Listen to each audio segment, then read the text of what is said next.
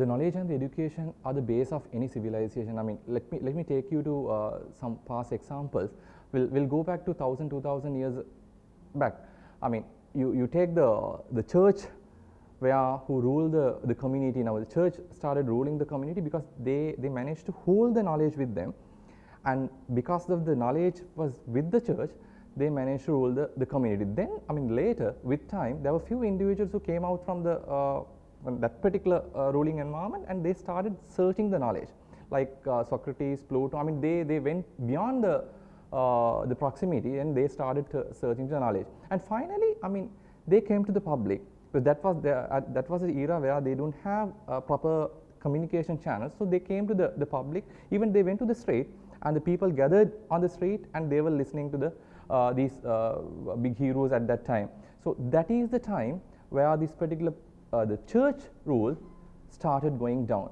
So that's where this particular knowledge transfer started happening, and that's where the community started developing and the world started changing. So that is a time where the books was not there. Then the book came to the picture, the paper, the printed media, and those were invented, and based on that particular invention, book concept came to the community. So that was the world history, or the westernized culture. But if you take the Sri Lankan culture, you take Mahavansha, Thupavansa, and Attakatha. I mean, we have a written history. We are living in a country where the written history, we have a written history of more than 3,000 years. I mean, that itself can prove the great history we had in this particular island. So even now, even today, state-of-the-art technology can be beaten by the knowledge in these books. You take Attakatha, where there are lot of hidden technologies which has not even proven by modern technology. So that is the history of Sri Lanka. So even today I went and searched Attakatha, because I wanted to get down some of these ancient technologies which was there in 1,000, 2,000 or 3,000 years ago. So they never knew about the technology, but they knew about the nature, they knew about the community. So they managed to turn the technology towards the civilization. So that's how the Sri Lankan history started begin. I mean, if someone says the book or the reading, or rather this particular written, we'll say rather the written the knowledge is just to transfer the knowledge, I'm not going to believe. It is way beyond the knowledge. It is way beyond the language skill.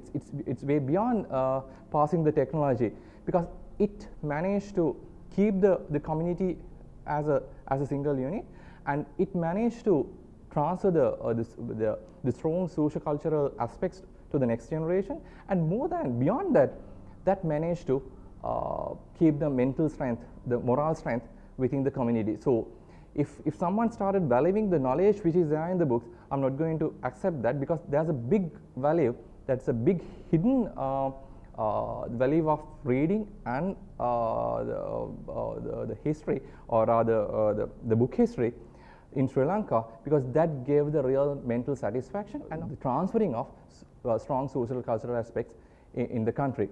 People strongly believe, especially the modern day communities, they believe reading is basically for knowledge, basically for understand the subject. But there's a big value beyond that.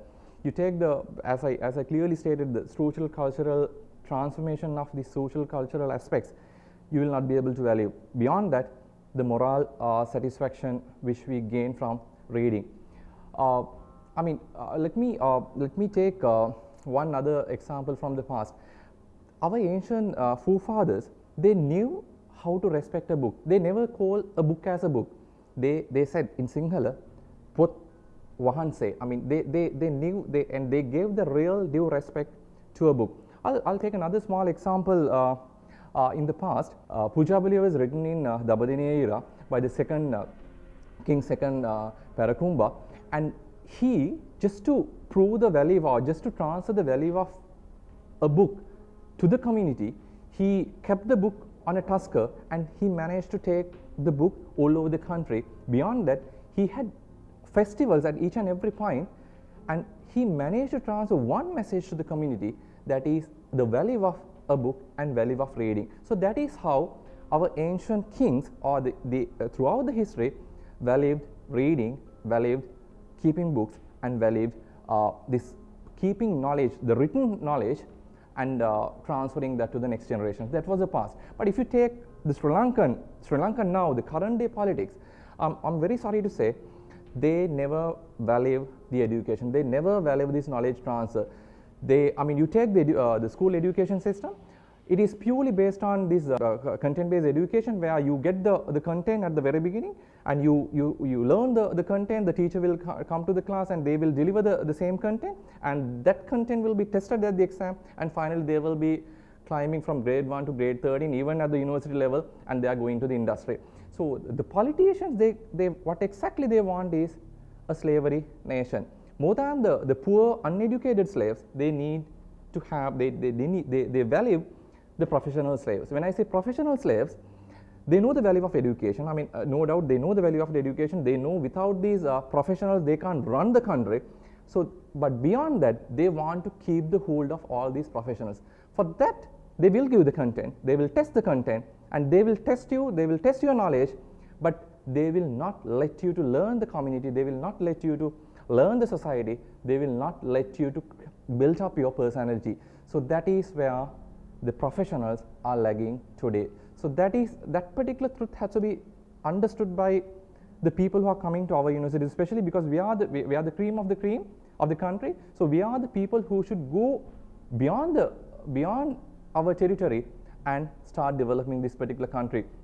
We from grade 1 to grade 13, and even today we talked about Sri Lanka. When you talked about Sri Lanka, it's a developing country.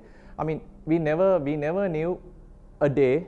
We don't know when we will be a developed nation. So if you really want to think of developing the country, go beyond this developing stage to a developed nation, you have to understand this particular reality.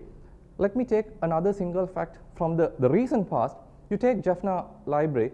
So it is well enough for you to understand what these politicians really want, because they converted the Jaffna University to ash, right?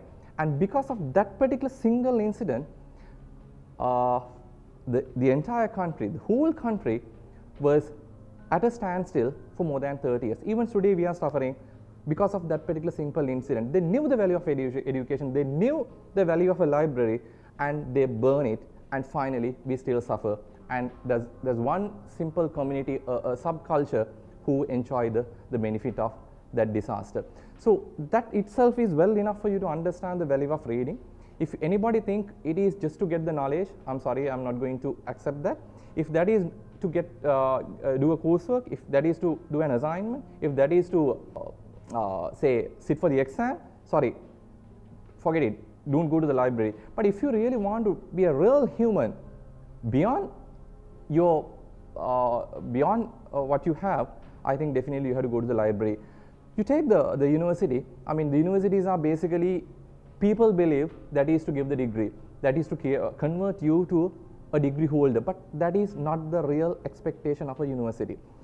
Universities, I don't believe we don't have universities in the country. Those are all teaching institutes. But at least if you want to spend the university as the real university or the undergraduate, you have a life beyond what you get at the lecture room. So for that, library is one place. Beyond that, you have extracurricular activities like sports, societies. So there are a lot of activities which you can go and explore. But out of all these things, library is a place where you can convert a degree holder to a graduate. There's a big difference between a degree holder and a graduate. You just, both will get the degree, but the degree holder will get only the degree and the class, but the graduate will get the entire university life. He will experience the university life. He will leave the university as a real human.